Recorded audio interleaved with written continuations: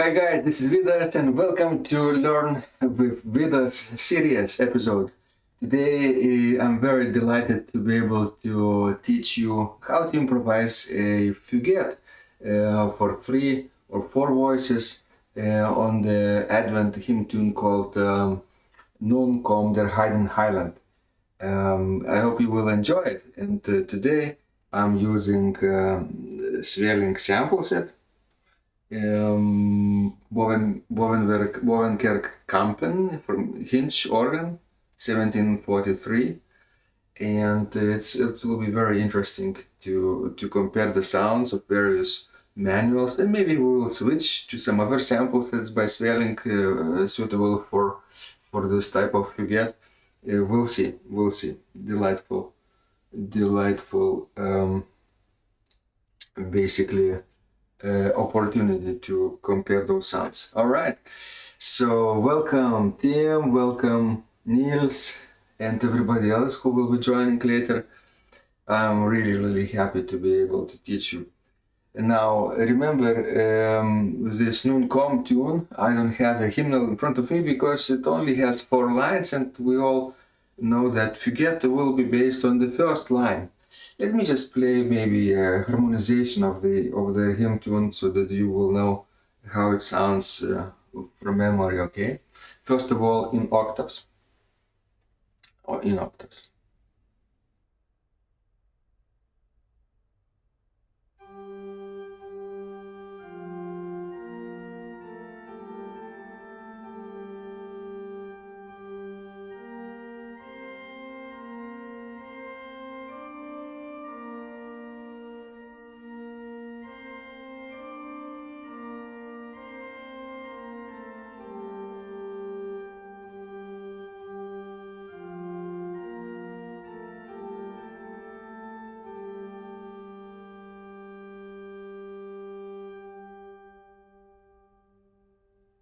Okay, this was the tune, and now let's play it a little bit louder, right, with a mixture, registration, and will be maybe a little more powerful, so to say. Okay, like this.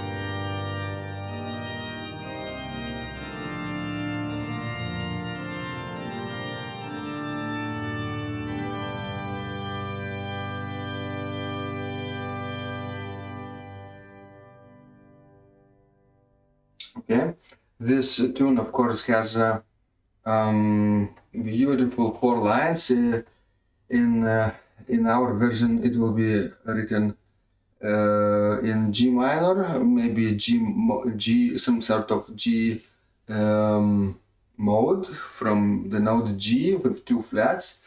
And if you look at the keyboard, so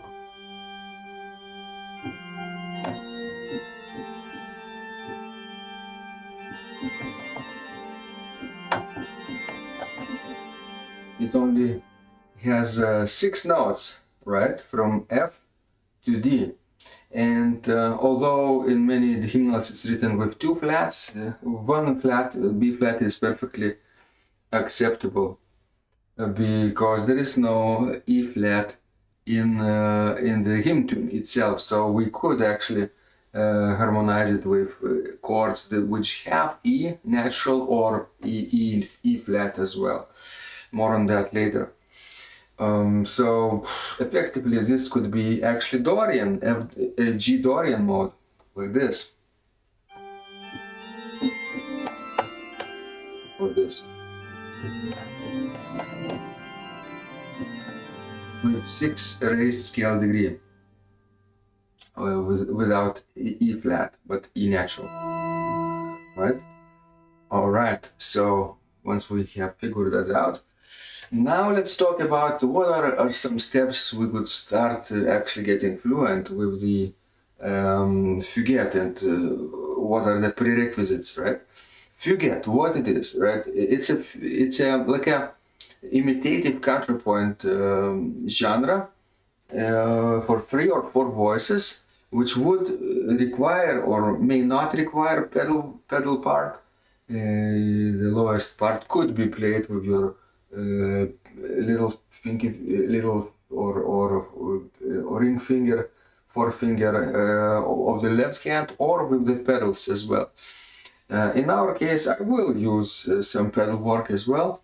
That will be more interesting for you to hear different sounds of the pedals and of the manuals. And Fuguette usually treats just the beginning line of the chorale, like this.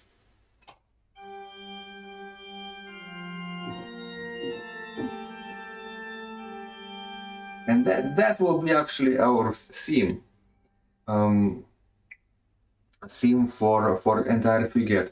And the voices enter one by one, just like in a fugue, but it's shorter. It's more or less like a fugal exposition. It could have only 3 or 4 fugal entries, or a little bit more. It depends on how much time do you have for your hymn introduction, because Fuguettes in our context work especially great for hymn introductions. You can create a Fuguette on any given hymn tune, psalm tone, right? Chorale melody, the opening phrase, and it wouldn't be too long. 1 minute if you only use 3 or 4 subject entries, or even more, a little bit more, up to 2 minutes if your congregation is used to a little longer hymn introductions. All right, so of course we could use this just the simplest, of course, disposition of voices, and the opening, of course, of the Fuguette could be either in the right hand part as the soprano melody, or in the tenor as the tenor left hand melody, and the way to discover that which part should actually start the Fuguette, or the fugue for that matter, is simply by looking at the structure of the theme itself. Let's take a look at the keyboard.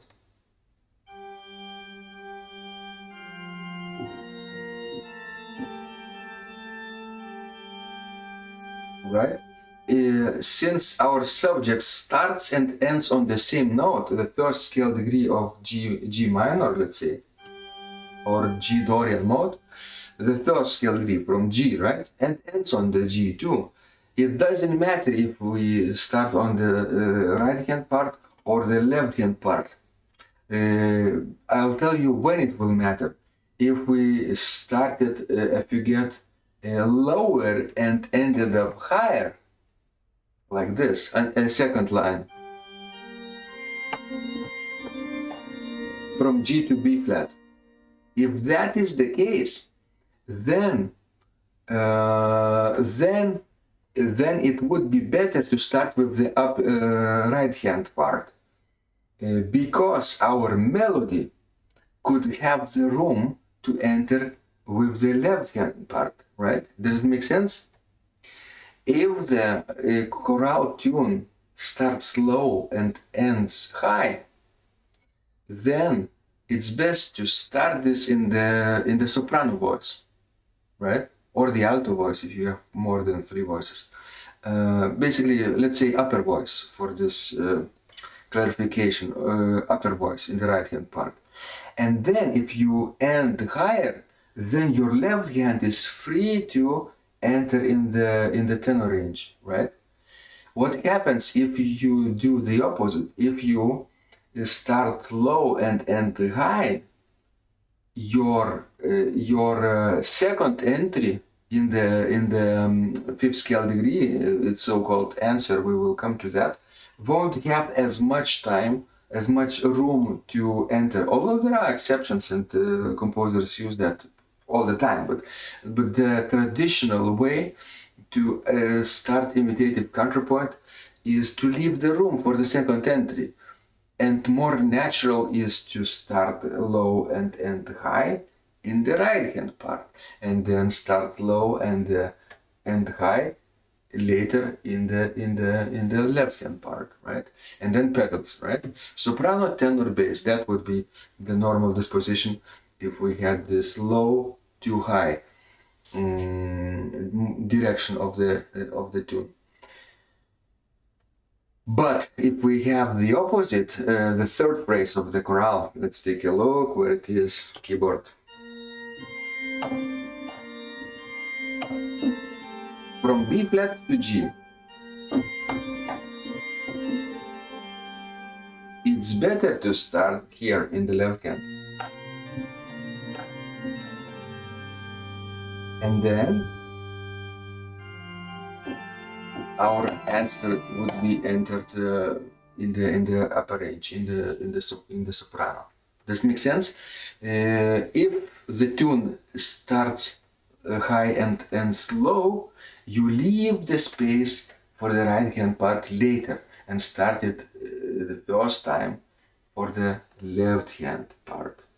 Right, and in the Romantic period there were even fugues starting with the pedals also, but it wasn't common in the Baroque period. It was more like an exception, like this. So fugues, fuguettes, you have the same starting point, and what you do with the subject later will depend if you have a fuguette or the fugue. If you expand the exposition of voices into the second exposition, which is called counter exposition, and even development or the stretto section, right? Then you will have a fugue, or episodes even between the phrases with sequences, modulating sequences. That's the fugue, the fugal basically structure. And pedal points, of course, pedal points. But if you only have exposition of voices, subject, answer, and subject, three maybe entries, and then pedal point at the end on the dominant note, and then the last maybe the last entrance would be to remind the listeners how it should start with the first choral line, leading up to the final cadence. Then it would be basically a Fuguette, all right? First entry, second entry, third entry, pedal point on the dominant note, final entry, and the final cadence. That's it. Six parts that we should have in a Fuguette. We could add the seventh if we want to expand it into the second pedal point on the tonic note, which would make it excursion to the subdominant. It's possible, it's not difficult at all. Then it would be seventh point, right? Seventh. All right, so let's start from this beginning, right? We already covered the first step, which is to play the subject in the left hand part or the right hand part, since it starts on the G and ends with the G, right? And by the way, this first line is actually the fourth line of the chorale too. Remember, I will show you.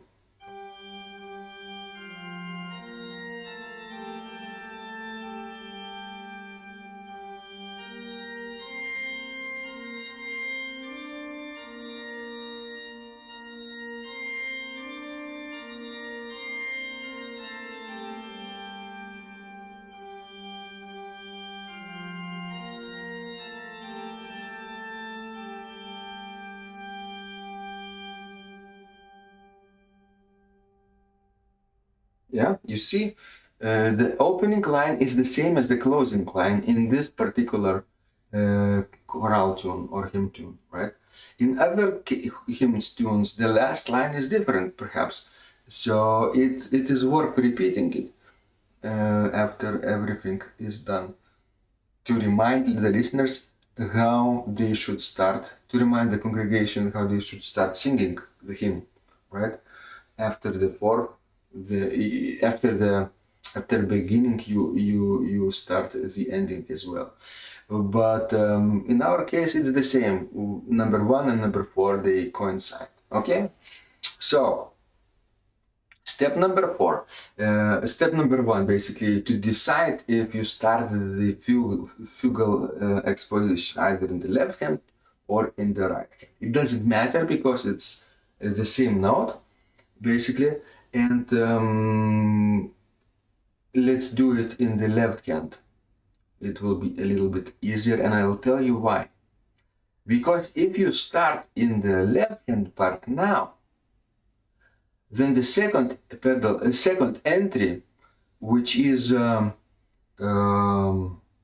what in the soprano range, the answer, the subject in the dominant key, in this case in D minor, D Dorian, or right, it will have in the right hand your tune, your top tune, and it will be easier for you to harmonize and create a counterpoint in the left hand part together with the subject, with the answer, right? If you have the answer on the top and the counterpoint on the bottom, it would be easier.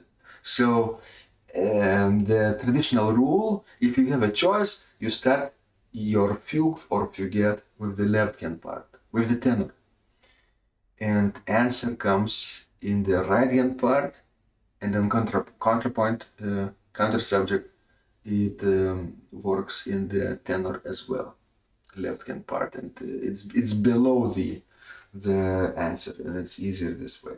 So how second step, right? Now we know what is the first step, the subject.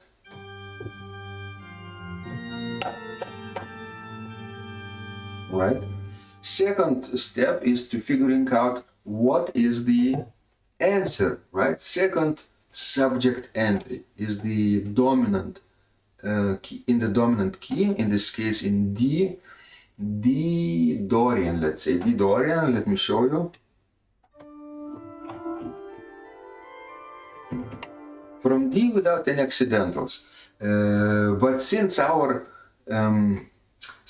subject or answer doesn't have upper tetrachord, so it's basically doesn't matter if it has 6th scale degree or the raised 6th scale degree.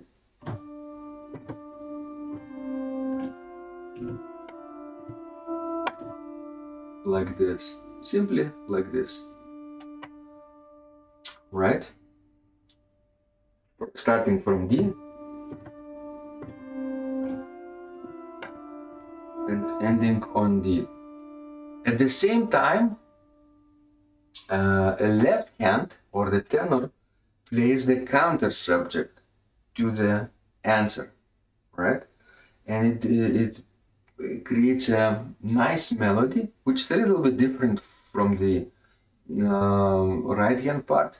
It cannot go in parallel thirds all the time, although you can have some parallel intervals. You have to avoid the parallel fifths, parallel octaves, parallel unisons. What else? Mostly aim for the opposite motion.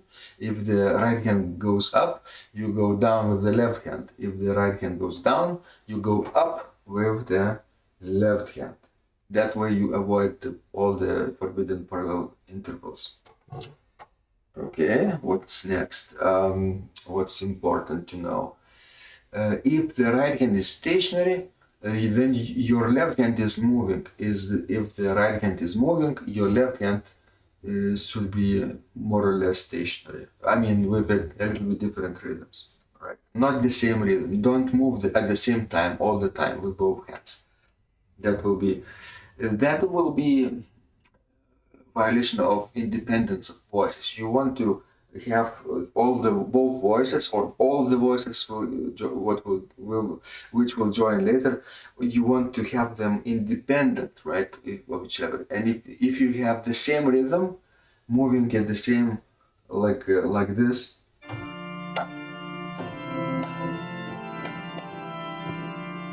That's no independence, right? Even if you have opposite direction.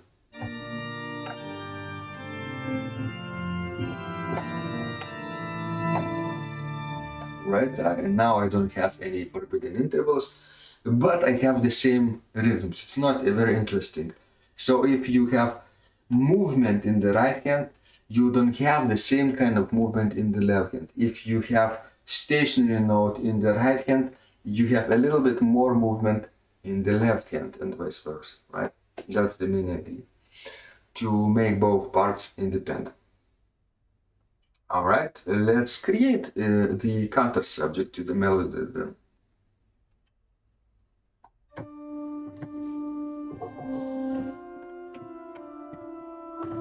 But first, let's back up and now let's play the subject.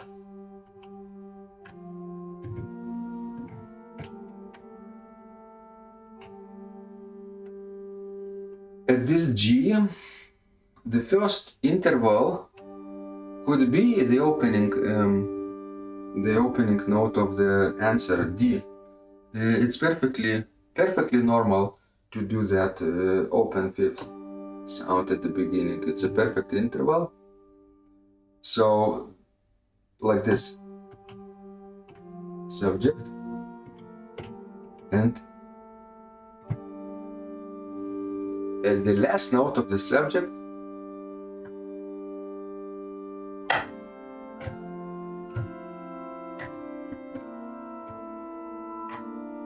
we have an answer.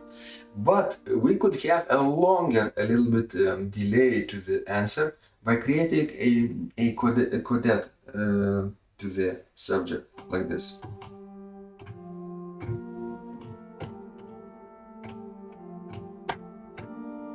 Like this. Those 4 notes, 1, 2, 3, 4, and on the 5th note we could have opening note of the answer.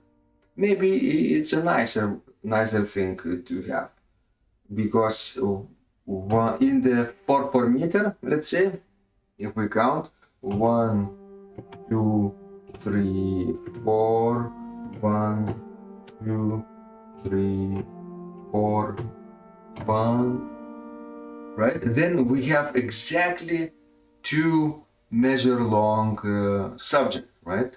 And the answer enters exactly on the downbeat of the 3rd measure, and there is no ambiguity where the strong beat is if we add those passing notes at the end of the subject. I suggest you do that in this case. Not have 1.5 measures long theme, but exactly 2 measure long theme, like this. One more time.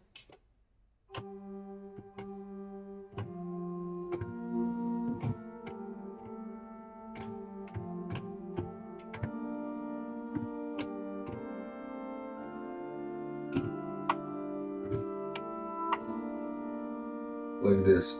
Would be perfectly normal counter subject, creating nice intervals of major and minor thirds, major and minor sixths, perfect fifth once in a while.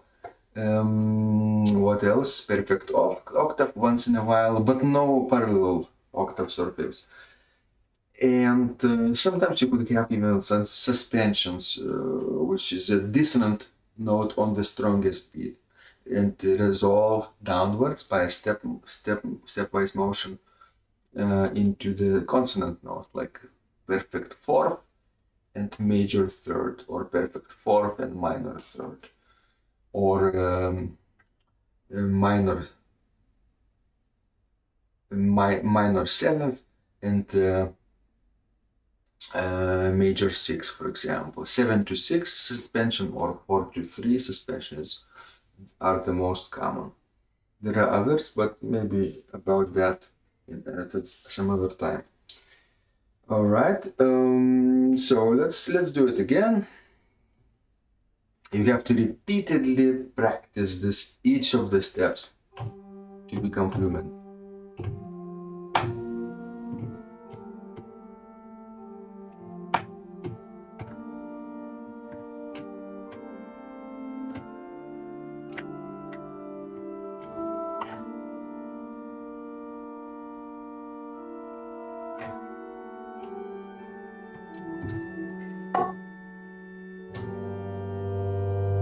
like this, and then my pedal entry could be the next subject entry in the pedals, in the bass, which could be in the pedals or in the left hand part as well.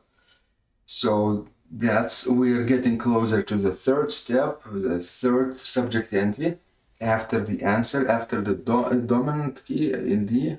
Now we are back to the tonic key. And since going back from D to G requires modulations, this part requires a little longer treatment of the answer and the counter subject dialogue and duet of those two voices until they arrive at your desired location on the keyboard, where your bass plays the first G, lower G. Obviously, let me show you. Let me now play without the pedals, or maybe with the pedals. I will show you. I will show you. Yeah, keyboard like this and pedals like this. You will see everything now. If I don't need to switch. All right. So what I'm talking about is simply like this.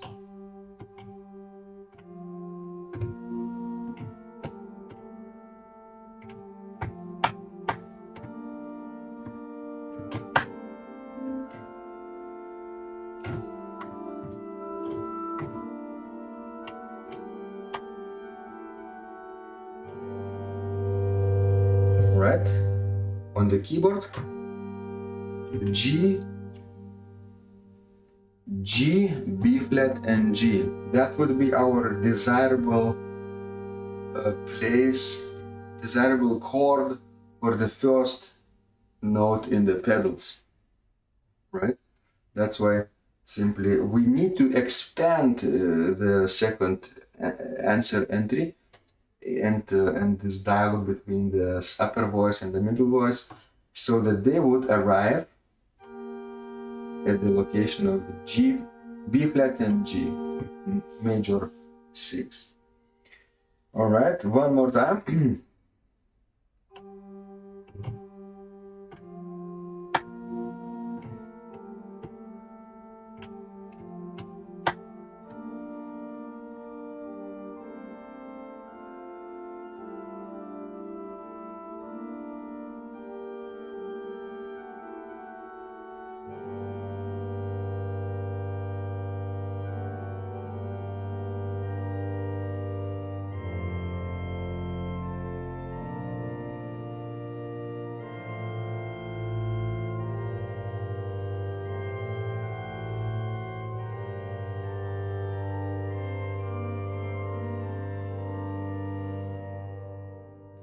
You see what I did? I played at a slower tempo of the pedal part, and it sounded like this.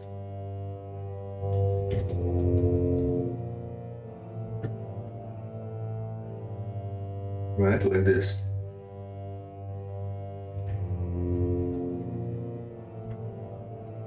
I don't recommend playing it 1 octave higher.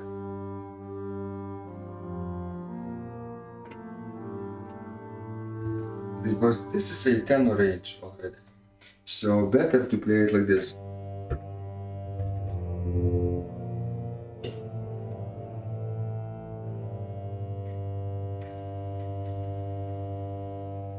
Like this, and the main idea behind creating two upper voices for to go along with the pedal part right here is simply by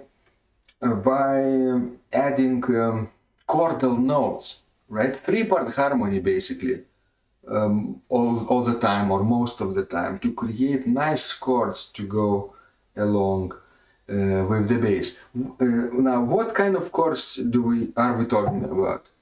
Let me show you the keyboard and let me play all the possibilities that we could have if we are still following the Baroque style, and we are, right? Baroque sample set, Baroque tune, although the tune is actually Renaissance tune, right, from the Luther's time.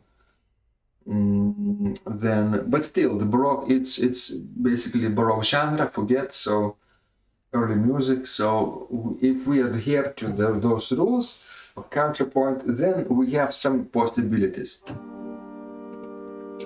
From the note G, we could create root position chord.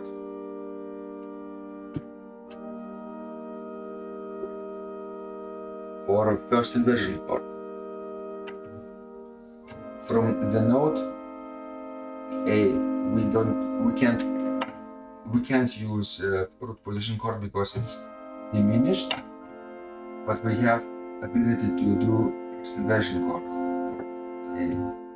From B flat, we have root position chord and first inversion chord. From C, we could have both minor root position chord and diminished first inversion chord if possible. From the note D, root position chord and first inversion chord. From the E flat, we could have root position major chord and minor first inversion chord. And from the note F, also both major root position chord and first inversion chord. That's almost all that we could have in this style, because second inversion chords, like this,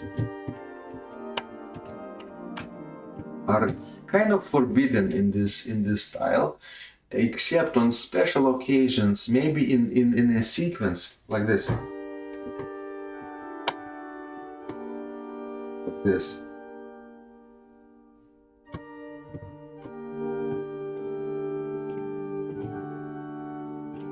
In the open position.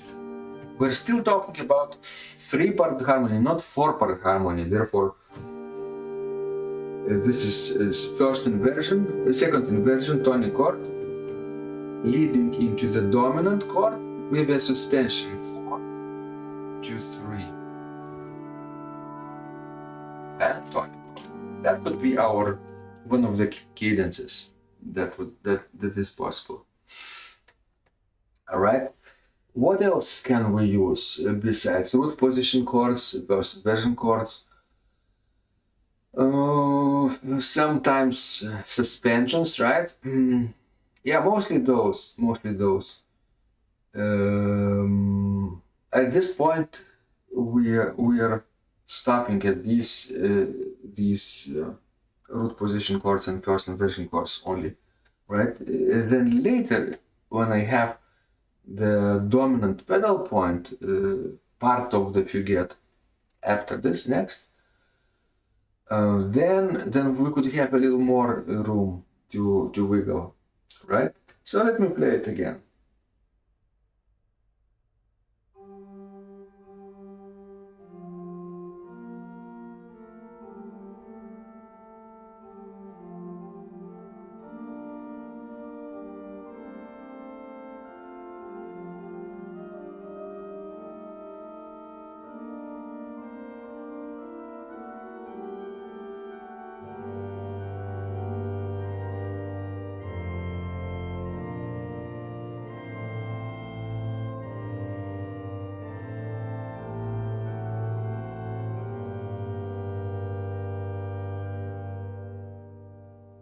One of the possibilities, of course.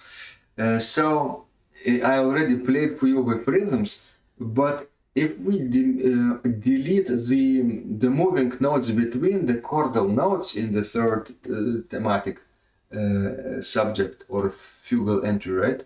The third voice, the bottom voice in the bass, then we could have something like this.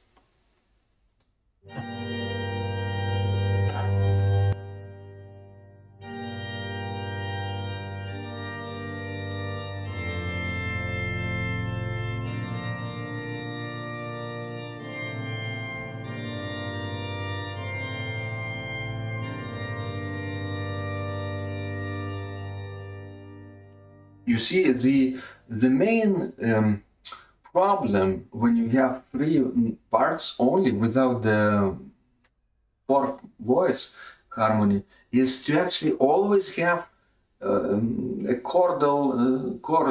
chordal sounds, and you have a chord most often when you have a sound of the third in it, major third. That would be like for the major triad. Minor third, that would signal minor triad. Let me show you what I mean from the note G. G, right?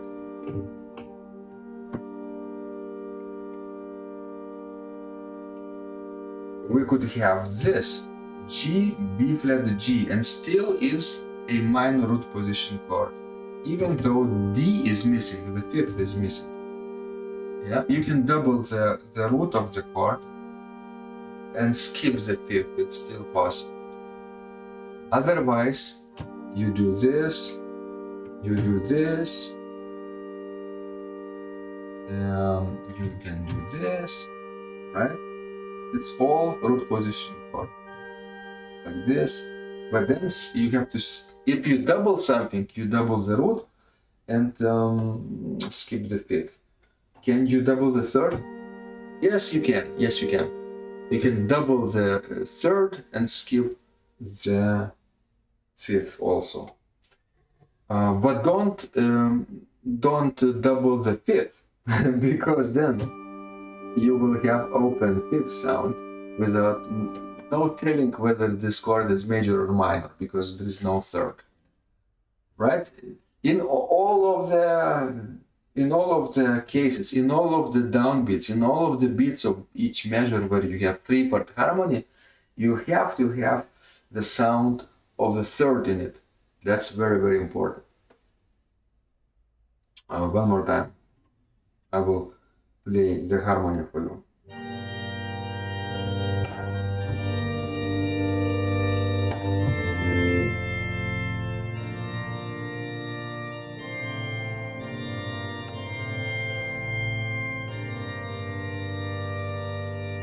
Right? What is happening now is simply like this. I will spell out the chords. So we have a minor chord, root position chord without a fifth, double octave. We have a repetition of the same chord in a different position where all the chordal notes are present. Now we have from the note F major chord, also all the notes are present. Go back to the G. Now, one more time.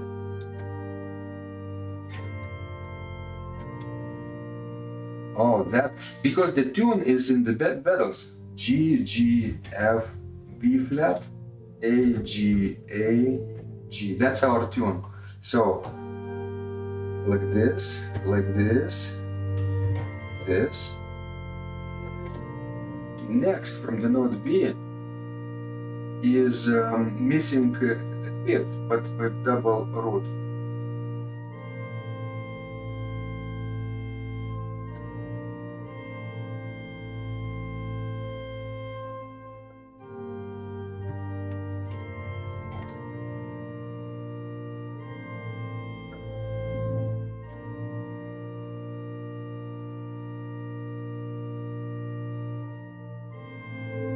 And now you have to have a very clear mind what to do with the open octave or parallel octave sound, right?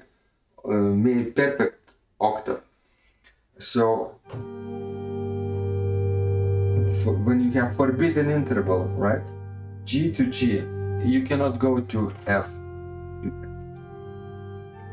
right? Or up or down, it's forbidden. So the moment you see forbidden, I mean not forbidden but risky open fifth and open octave intervals, perfect fifth and perfect octave intervals, then we have to consciously do the next step. And the next step is to actually go to the opposite direction if one voice goes down, another goes in the opposite direction, upwards, and vice versa.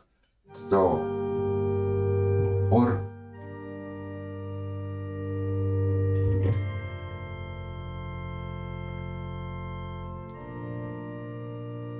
like this. There is no open, no parallel fifths or octaves so far.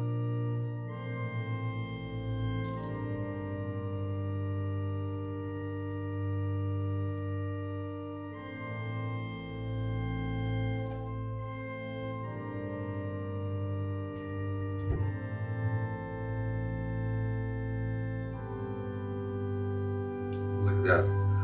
We could end actually on the major chord as well, because this is not the end, it's just the end of the step, right? So now let's add some neighbor tones or passing tones in the between the beats to create a fluent motion between the hands, like this.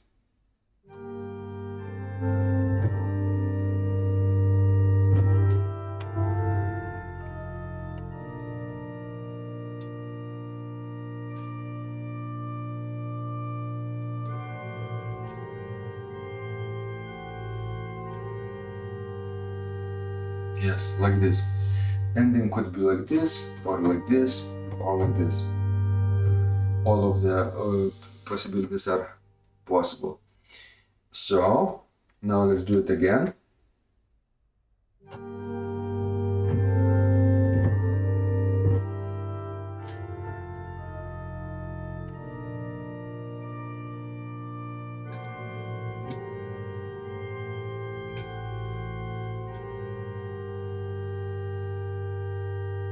I like it. I like this part. So if we connect this third step with the previous steps, we get this.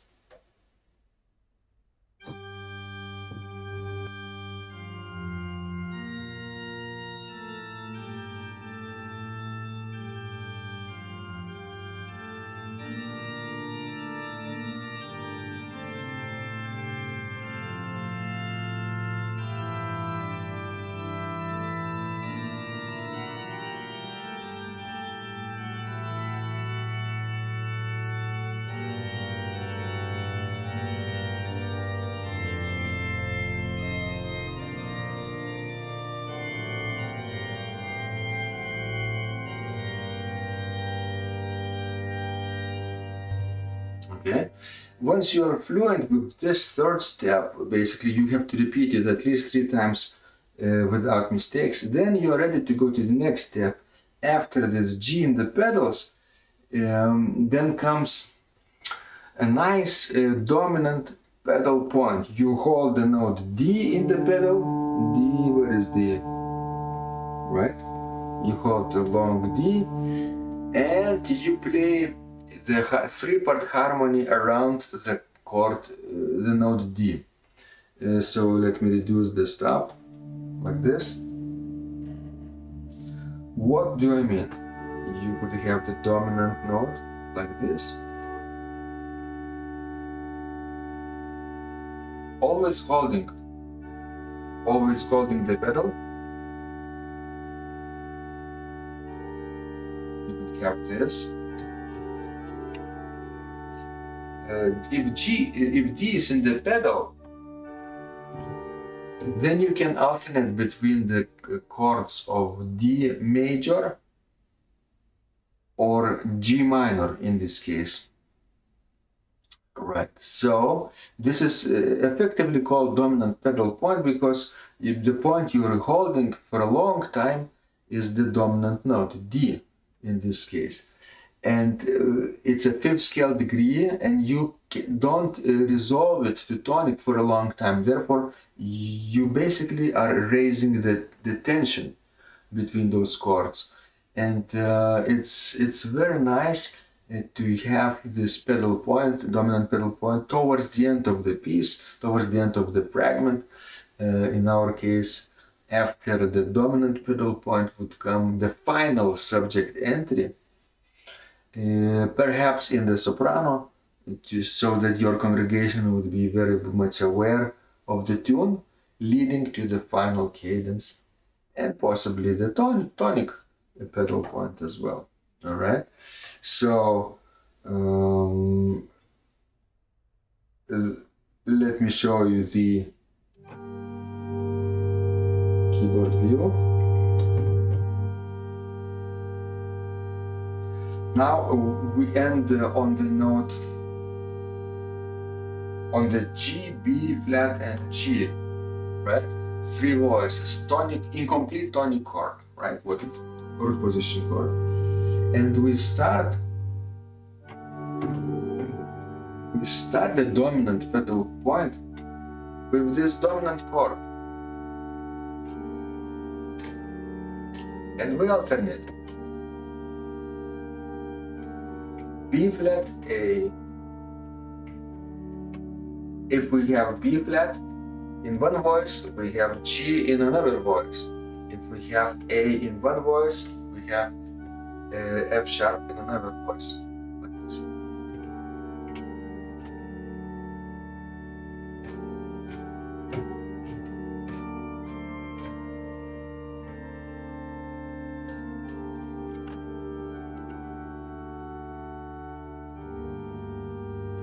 Right?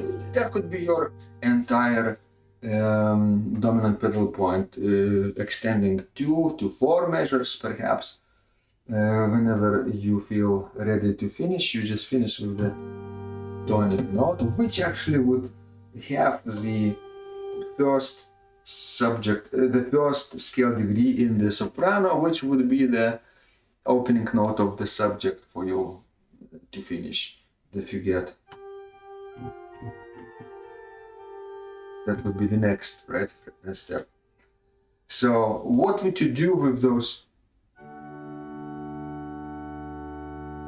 starting? You add passing notes or neighbor notes.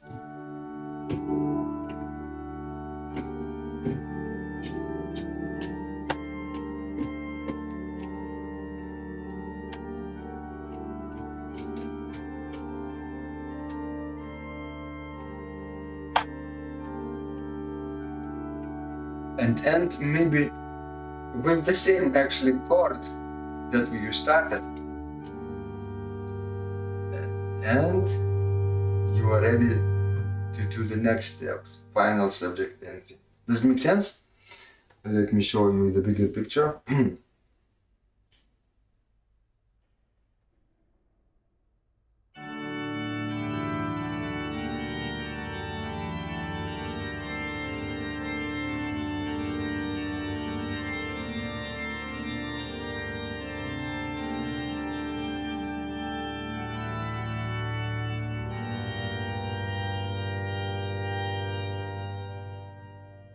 All I did was to actually play parallel thirds between the hands, right? And emphasizing the dominant chord, alternating with the tonic chord. Dominant, tonic, dominant, tonic.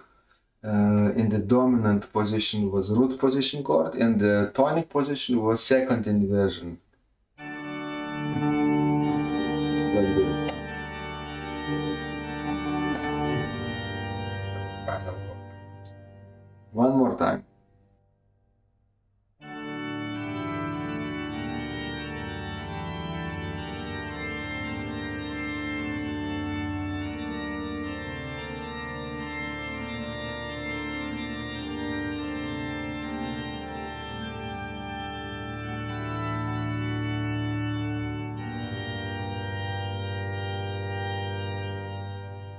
So now you have to practice it repeatedly until you can get it perhaps 3 times in a row correctly, and then you're ready to go to the next step. But let me now repeat the previous fragments for you, and then you will get the feeling where this is going.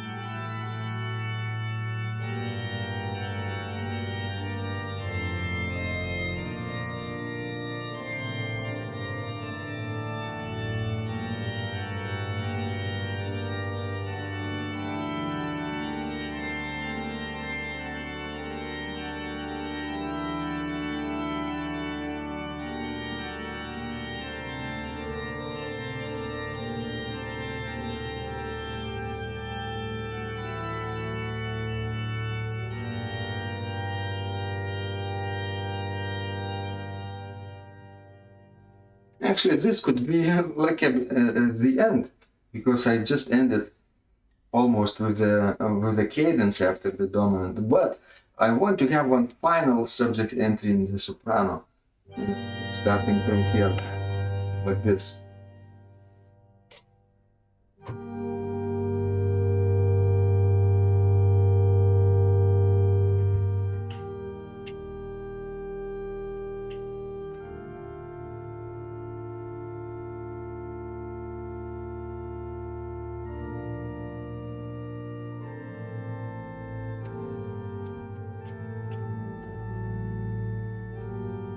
Perhaps like this, perhaps a little differently. Let me do it again.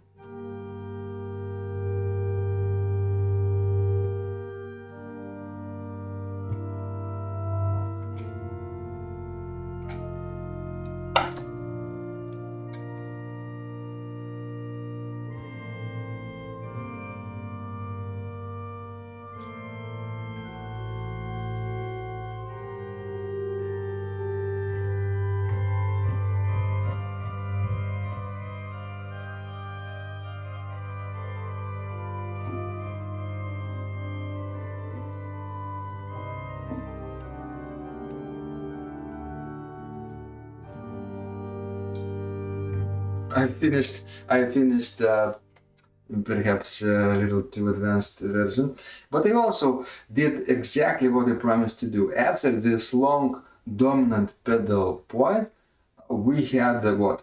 We had final subject entry in the soprano, and then what I had, I ended it in the major, and then this final step came, was a tonic pedal point. Let's talk about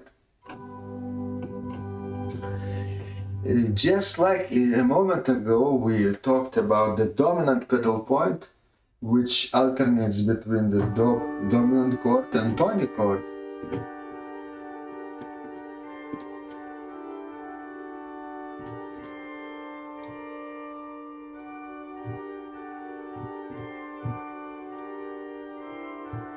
Dominant and tonic, because tonic and dominant both share the same note, D, the fifth scale D. Now, if we have the tonic pedal point in major, right, it creates a sense of completion, because the longer you hold the tonic note G, the calmer you are. And there are two chords. There are two chords which share the same note. G is the tonic chord, and the subdominant, like this, major tonic in this case, subdominant. Both chords have the G. Both chords have G. Can you see it? G. I'm alternating C minor chord, G major chord, subdominant chord, tonic chord, subdominant, tonic. Right. And therefore, it's very important for you to understand those crucial terms: tonic, subdominant, dominant. Three main functions, three main chords, colors, right? And all what's happening between the notes here is alternating between those three chords, sometimes adding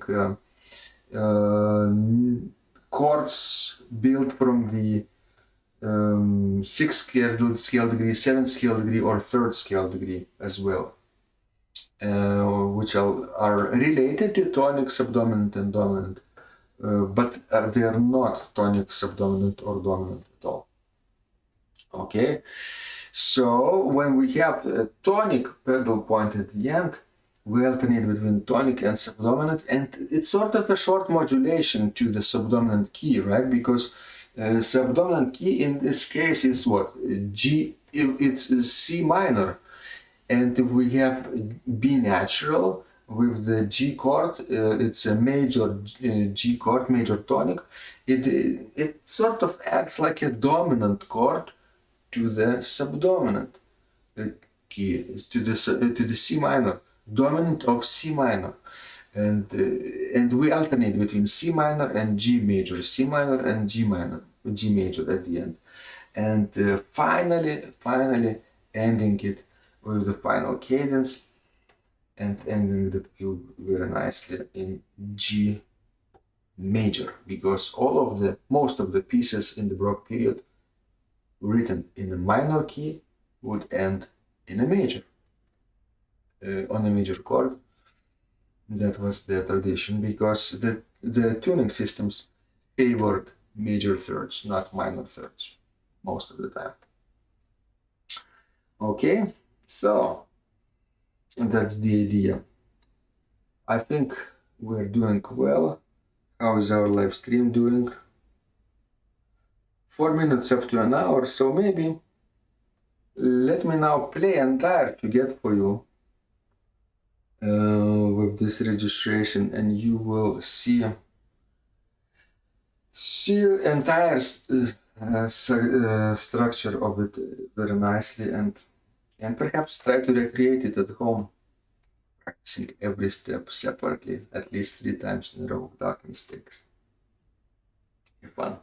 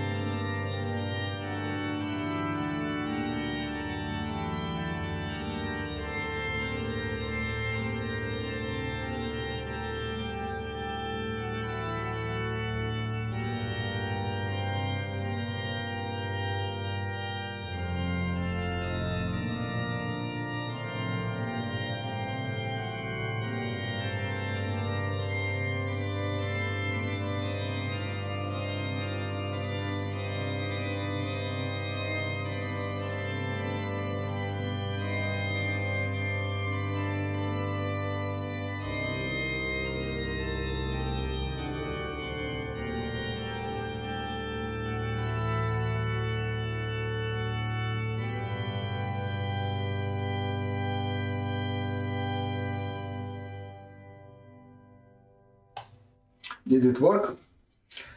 Not all the way through. I tell you what I could improve next time. It's actually playing the last entry not in the pedals but in the soprano. I confused my pedal work with the soprano voice and started playing the final subject entry in the pedals. Let me do it again, like this, with this harmony.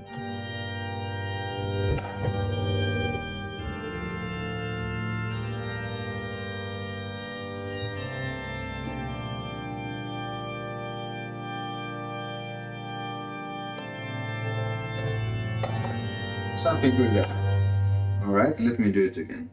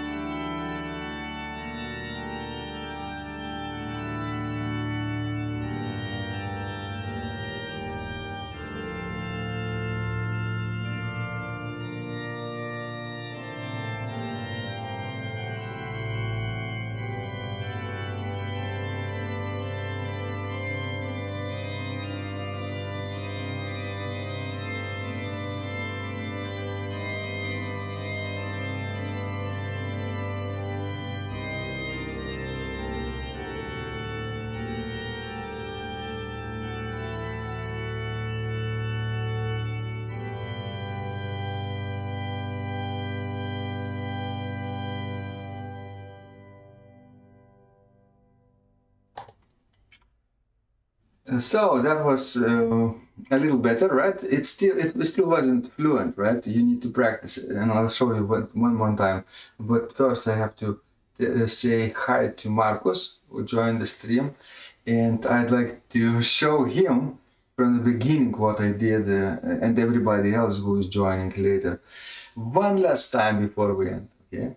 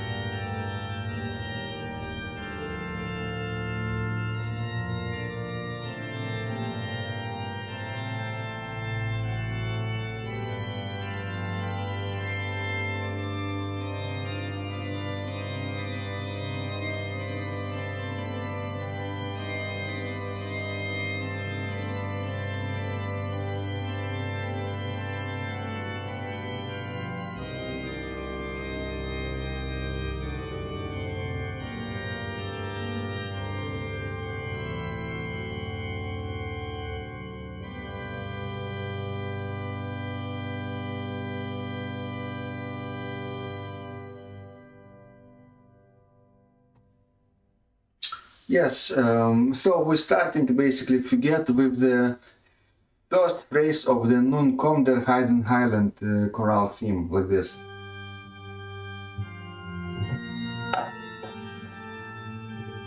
Second step, answer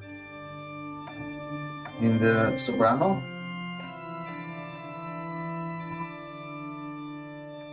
Third step, subject in the pedals.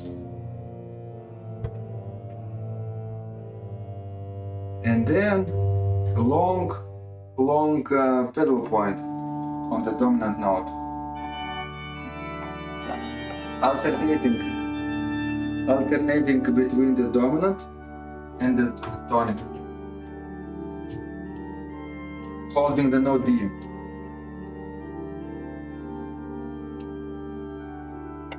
And then final harmonization of the tune in the soprano.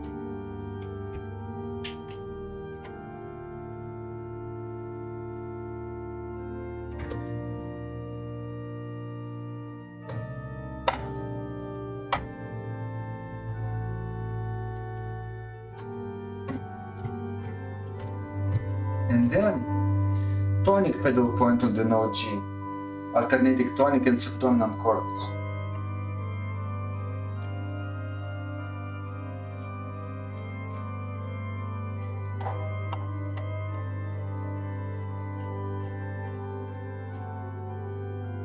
And final cadence.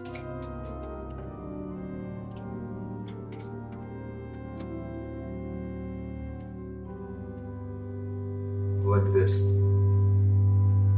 So that was like my explanation of the entire Fuguette for you at the end, right? So thank you so much, guys, who joined this live stream on the Learn with Vidas series. Today I hopefully taught you how to improvise a little Fuguette in 3 parts based on the Advent hymn tune Nun komm der Heiden Heiland. And this is a very, very beautiful tune, and I suggest you practice it at home, each of the 7 steps separately, at least 3 times in a row without mistakes. First step, subject in the tenor. Second step, answer and the counter subject in the soprano and the tenor. Third step, subject in the bass, counter subjects in the upper voices. and then the dominant pedal point, the long note D in the pedals, juxtaposing chords of dominant and tonic, dominant, tonic, dominant, tonic. It's very good if you play parallel thirds and or 10th or 6th in the hands, right? And then what comes next is the harmonization of the chorale tune of this first phrase of your subject in the soprano, as the reminder to the audience how the tune actually sounds, leading to the final tonic pedal point in the note, on the note G, and you alternate tonic chord and subdominant chord, major tonic and minor subdominant, major tonic, minor subdominant, also playing parallel thirds, parallel tenths, or parallel six as well. And then you play final cadence of the entire Fuguette, leading to the major tonic chord with G natural. Okay, so thank you so much for your support. Welcome Tim, who joined the membership of this channel recently. Very much appreciated your support. And I played 3 pieces by Tim in the last edition of On the Bench with Vidas on Friday. That was really fun.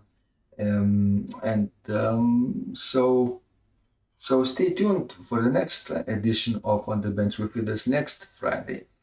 And until that time, remember, when you practice, miracles happen. Thank you so much. Bye.